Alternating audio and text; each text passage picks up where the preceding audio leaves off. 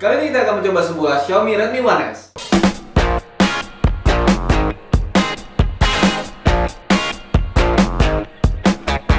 Ya, bersama gue Ridwan dari PC Trend.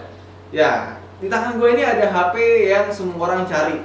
Soalnya yang beli ada 60.000, tapi Lazada nyediain cuma 5.000. Udah gitu pas jam 11 dibuka, semua langsung down. Dan alhamdulillah gue adalah orang beruntung yang mendapatkan HP Xiaomi Redmi One S ini di gelombang pertama. Kenapa sih HP ini banyak banget dicari orang?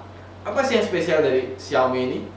Nah, sekarang kita mau review. Sebelumnya kita tahu kalau HP ini adalah HP smartphone yang bisa dibilang low end karena harganya cuma 1.500.000.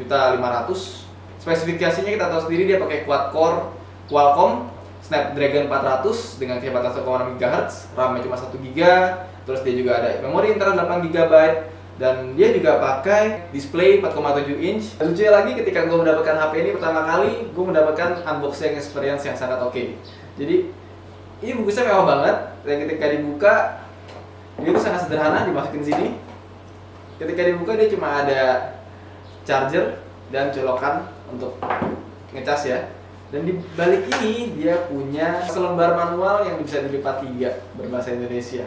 Dan ini kenapa warnanya kok coklat-coklat gini? Karena ini adalah bahan yang sangat ramah lingkungan, jadi bisa gampang didaur ulang. Ya, meskipun gampang didaur ulang, dia punya kekuatan yang sangat luar biasa.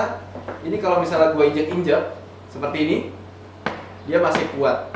Oke, sekarang kita langsung ngomongin tentang apa aja yang bikin HP ini spesial. Pertama, dia punya MIUI.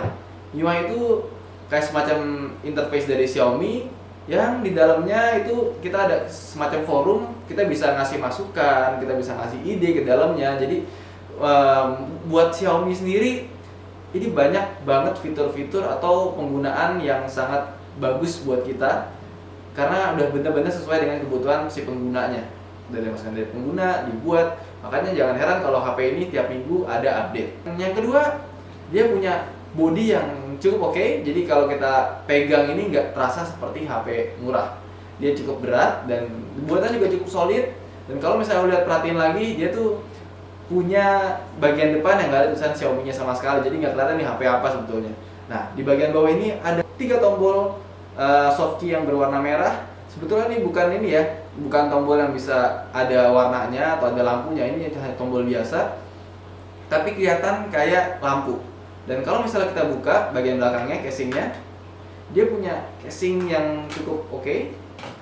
Ini kan ada tombol ya, tapi kalau kita buka tombolnya ternyata dia nempelnya di sini gitu. Jadi kalau kita ganti casing, tombolnya juga ikut diganti. Dan dia juga punya 2 buah SIM card di sini, jadi ada GSM.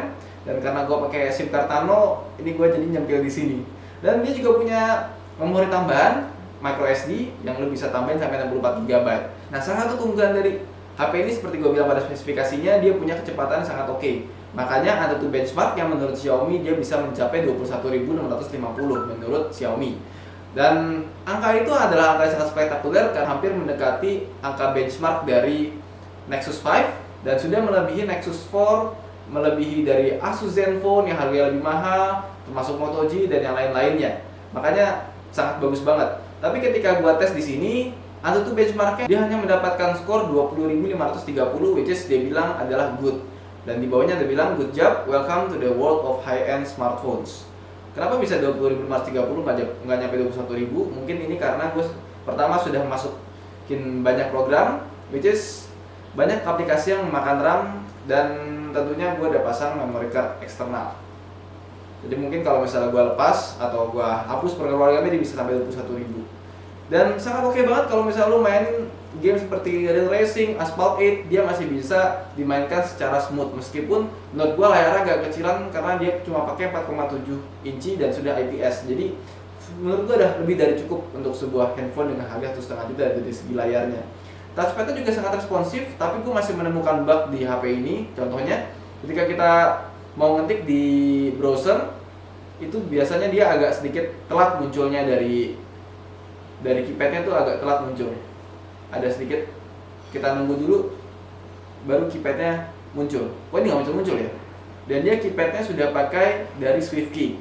Terus pertanyaannya, kenapa kok HP ini bisa murah? Si Hugo Barra bilang, Hugo Barra itu adalah pencipta Android ya. Dia kan CEO dari Xiaomi. HP ini dibuat dengan budget yang sangat tinggi. Setiap produk itu pasti ada budget untuk marketing, development, dan penjualan sendiri. Nah, si Xiaomi ini untuk budget marketingnya bisa dibilang hampir nol.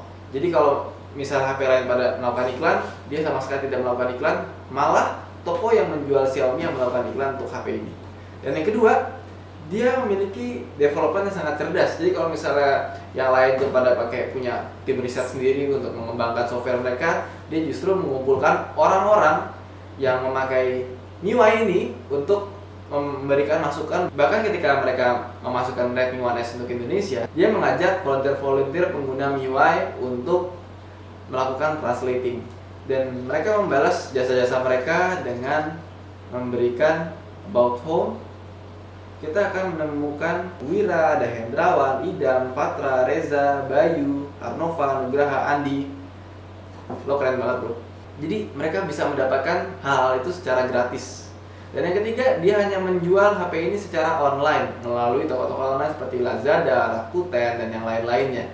Jadi kalau misalnya yang lainnya itu perlu bikin dummy, perlu sales training segala macam, dia nggak perlu karena dia hanya menjualnya secara online. So dari budget yang besar tersebut, dipotong marketing, dipotong development, dipotong penjualan, mereka masukkan budget itu untuk memberikan spesifikasi hardware yang sangat mumpuni. Makanya HP Xiaomi ini bisa murah tanpa harus terlihat murahan. Well, itu aja review dari PC Trend. Klik thumbs up kalau misalnya kamu suka video ini, dan klik thumbs down kalau kamu misalnya nggak suka. Dan jangan lupa subscribe untuk video-video berikutnya. Salam!